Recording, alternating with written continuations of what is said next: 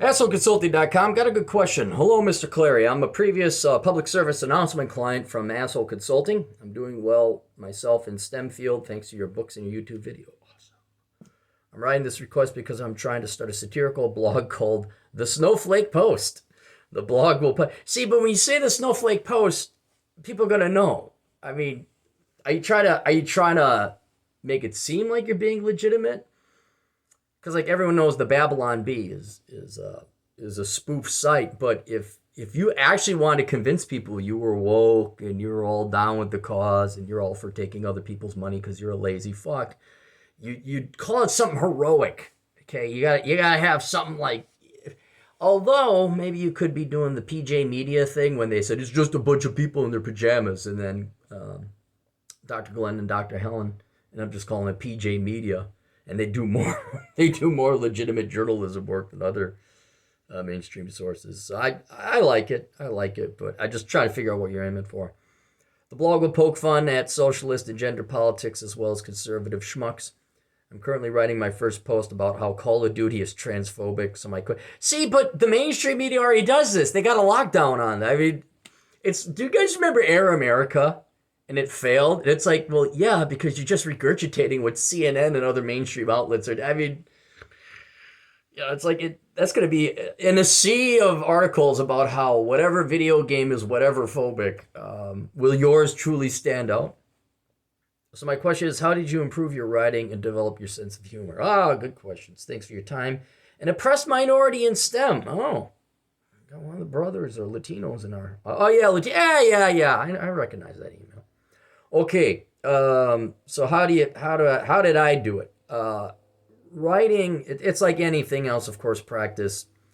But the reason I'm a really good writer, and I'll be honest about that, I set humility aside. I'm a better than average writer. I read front to cover the Economist magazines starting like 95, 96, all the way till about 2000. And then when they endorsed Obama, I'm like,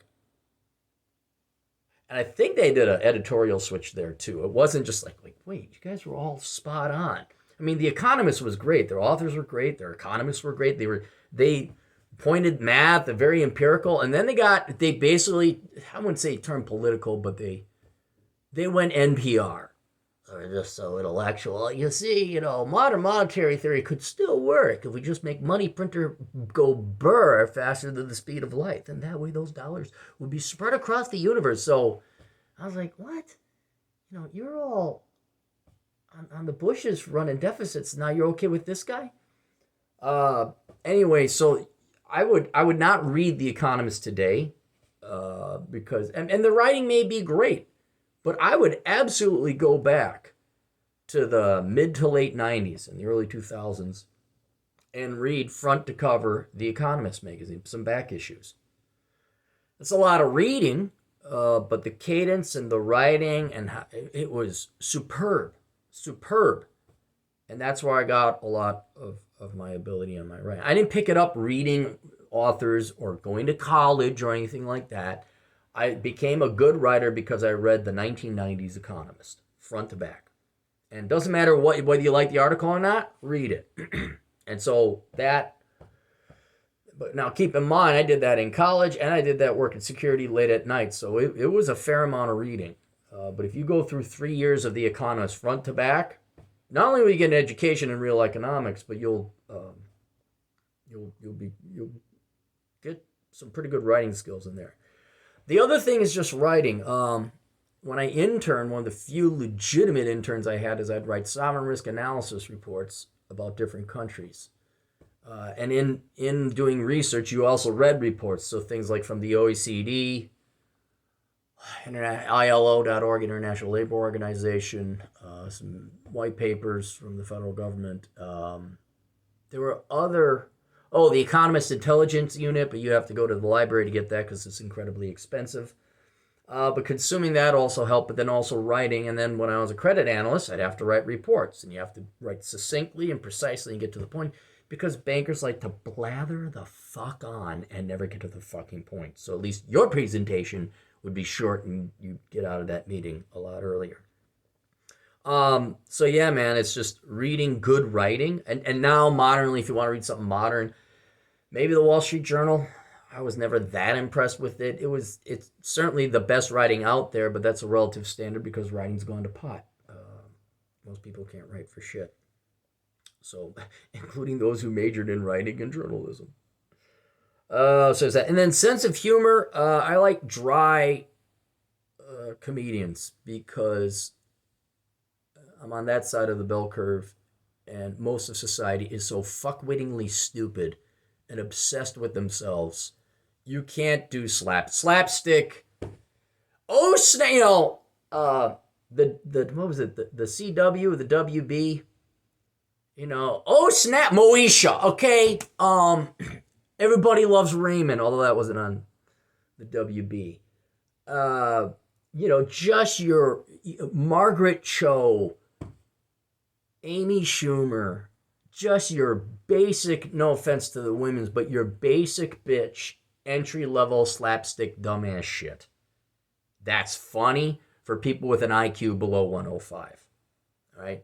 To be funny, now see, I wouldn't say they're Bill Burr level intelligence, but even to be funny on that level, you got to be smarter than the people laughing at your jokes. But you want sense of humor where it's sharp. George Carlin, Richard Pryor, Bill Cosby, even jail or not.